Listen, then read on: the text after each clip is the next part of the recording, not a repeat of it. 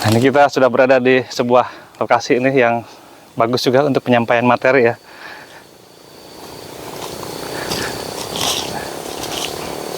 Oke. Pada kesempatan berikutnya kita akan menjelaskan tentang apakah sempadan dapat diberikan hak atas tanah. Nah, saya berada di sebuah aliran sungai di sini, cukup lebar sungainya dan juga cukup dalam. Di sini ada penggunaannya adalah sawah, ya. Sebelah kiri saya ini ada pohon-pohon bambu, kemudian di sebelah sana ada jembatan gantung ya. Di kanan ini ada, di atasnya ada sawah juga, dan ini posisi kita berada di posisi di atas ini nih, posisinya. Ya, coba saya gambarkan kelilingnya, sekeliling sini.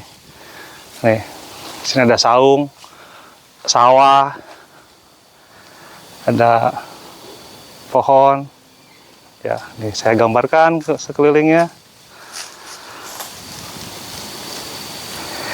Dan ini jika kita mengacu kepada ketentuan tentang sempadan sungai dan sempadan danau pada bidang tanah yang berada di bawah ini termasuk di dalam sempadan sebetulnya. Nah, sekarang permasalahannya apakah tanah yang di bawah itu dapat diberikan sertifikat? Kemudian jenis hak atas tanahnya apa? Nah, ini yang perlu kita bahas. Sesuai ketentuan yang berlaku saat ini, untuk kawasan lindung dapat diberikan hak atas tanah.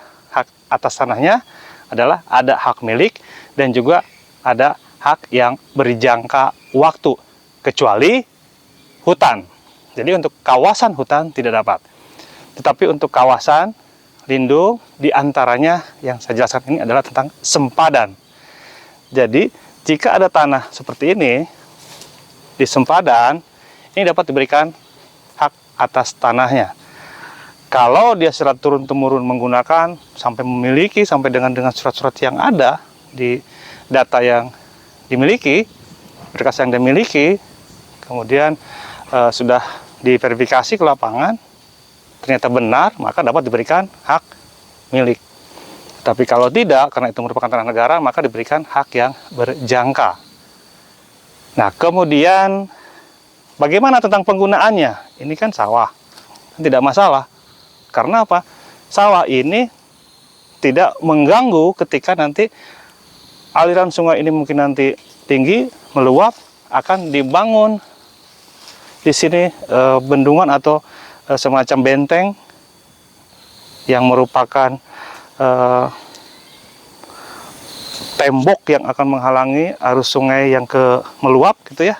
Maka ini dapat dibebaskan oleh Pemda setempat. Yang lebih bagus lagi jika memang seluruh sempadan yang memang dianggap itu adalah rawan, itu perlu dibebaskan oleh negara, dan itu bisa menjadi tanah negara, atau juga nanti bisa juga merupakan aset Pemda jika itu tempat-tempat yang memang penting dan juga bisa digunakan untuk tempat-tempat yang memang bermanfaat lebih. Jadi saya kembali lagi ke hak atas tanahnya, bagaimana itu dapat diberikan. Tapi tetap mempertimbangkan apakah itu betul-betul di bibir sungai atau memang ada sedikit jarak yang bisa kemungkinan di situ adalah kawasan yang memang perlu kita jaga. Kan kemarin sudah saya sampaikan, ada yang tanggul, ada yang tidak ada tanggulnya. Kalau ada yang tanggulnya, berapa meter sempadannya? Kalau tidak ada, bagaimana di kawasan perkotaan? Bagaimana di kawasan luar perkotaan? Bagaimana? Di kawasan luar perkotaan itu kan sangat lebar sempadannya. Tergantung dasnya. Ada yang 50 meter, ada yang 100 meter. Jadi kalau misalkan seperti ini, kan masih merupakan sempadan. Ini kemudian bagaimana nih? Kalau memang dia tidak diberikan sertifikat, tidak diberikan hak atas tanahnya sesuai dengan yang dia miliki, karena sudah turun-temurun dan dia pergunakan dengan baik. Ini tentang sempadan. Yang jadi permasalahan berikutnya adalah bagaimana tentang penggunaannya. Nah, untuk penggunaannya, karena ini terkait dengan kelestarian alam, lingkungan, dan juga keberlanjutan, kehidupan selanjutnya dan lingkungan sekitarnya, maka untuk pembangunan di sekitarnya itu diatur. Mana yang boleh dan mana yang tidak. Apa yang boleh dibangun, apa yang tidak boleh dibangun. Penggunaannya untuk apa. Itu sudah saya jelaskan di materi sebelumnya tentang apa yang boleh untuk kawasan sempadan sungai dan untuk kawasan sempadan danau. Itu ada perbedaan ketika penggunaan tanahnya.